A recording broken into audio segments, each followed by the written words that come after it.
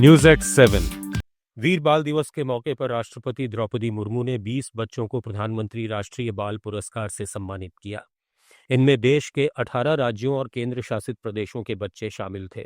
14 साल के क्रिकेटर वैभव सूर्यवंशी दिल्ली में पुरस्कार लेने गए हैं, इसलिए वे आज विजय हजारे टूर्नामेंट में मणिपुर के खिलाफ मैच में नहीं उतर पाए। राष्ट्रीय बाल पुरस्कार विजेताओं में फिरोजपुर के श्रवण सिंह भी शामिल हैं, जिन्होंने ऑपरेशन सिंदूर के दौरान बॉर्डर पर जवानों को चाय नाश्ता दिया। 2 बच्चों को मरणोपरांत पुरस्कार मिला। तमिलनाडु की व्योमा और बिहार के कमलेश कुमार के पुरस्कार उनके माता पिता ने ग्रहण किए। खुशी हो रही है कि सभी पुरस्कार विजेता बच्चों ने अलग अलग क्षेत्रों में असाधारण योगदान दिए। आज 20 बच्चे हम को पुरस्कृत किया गया है और अपना क्षेत्र में और माहिर है। देश भर में बहुत बच्चे नॉमिनेट हुए थे, लेकिन इनको सिलेक्ट किया गया। ये अपना क्षेत्र में और नंबर 1 है। वीरता, कला एवं संस्कृति, पर्यावरण, इनोवेशन, साइंस एंड टेक्नोलॉजी, समाज सेवा और खेलकूद। देश के मुख्य न्यायाधीश जस्टिस सूर्यकांत ने न्याय व्यवस्था को और अधिक प्रभावी और आम लोगों के अनुकूल बनाने के लिए मल्टी डोर कोर्ट हाउस की परिकल्पना पेश की है। उनका कहना है कि अदालतें अब केवल मुकदमा चलाने की जगह न रहकर विवाद समाधान का व्यापक केंद्र बने। दक्षिण गोवा में बार काउंसिल ऑफ इंडिया की राष्ट्रीय मध्यस्थता सम्मेलन और संगोष्ठी के उद्घाटन सत्र को संबोधित करते हुए सीजेआई ने मध्यस्थता व्यवस्था को मजबूत करने पर जोर दिया। As we look forward toward the horizon, I envision a transition toward the multi-door courthouse. What I mean to say when I am using this expression of multi-door courthouse, this is a visionary concept where the court ceases to be a singular venue for trial. Rather, it becomes a comprehensive center for dispute resolution.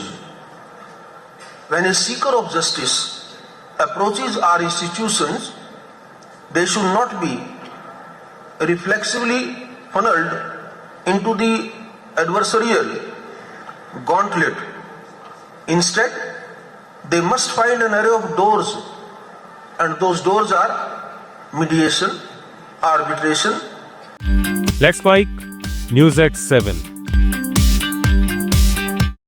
Gujarat से दिल्ली तक फैली 692 kilometre लंबी अरावली पर्वतमाला दुनिया की सबसे प्राचीन भूगर्भीय संरचनाओं में से एक है। ये श्रृंखला तांबा, जस्ता, चांदी, संगमरमर और रणनीतिक खनिजों से समृद्ध है। राजस्थान का मकराना संगमरमर, जिससे ताजमहल बना, इसी अरावली की देन है। अरावली थार मरुस्थल के विस्तार को रोकने में ढाल की तरह काम करती है, लेकिन इसके बावजूद यहां लगातार निर्माण और खनन हो रहा है। सरकार के नए हिल बाइलॉज के तहत पहाड़ों पर फार्म हाउस, रिसोर्ट और धार्मिक केंद्र बनाने की अनुमति दी जा रही है। विशेषज्ञों का कहना है कि ये नियम संरक्षण के बजाय दोहन को बढ़ावा दे सकते हैं। जयपुर, कोटा, बूंदी और बांसवाड़ा जैसे जिलों में अवैध माइनिंग पहले ही हो चुकी है। कांग्रेस नेता सचिन पायलट ने कहा कि अरावली सदियों से हमारा रक्षा कवच रही है, लेकिन आज उसके अस्तित्व पर ही खतरा है, इसलिए लोग सड़कों पर उतर आए हैं। चारों राज्यों में सरकार बीजेपी की है।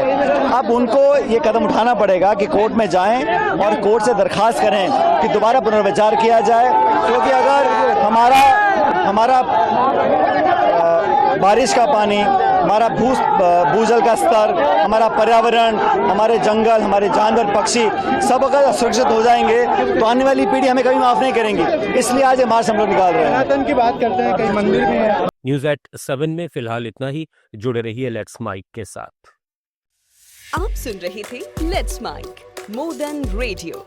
फॉलो कीजिए हमें हमारे सोशल मीडिया प्लेटफॉर्म्स पर। It's time for news. It's time for More Than Radio.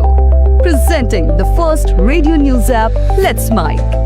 Let's Mike, a news-based app on your phone where you get to watch and listen news, talk shows, interviews, radio show podcasts. On Let's Mike, you get all relevant information of TV, print, radio, podcast and digital. Let's Mike talks about every segment of life.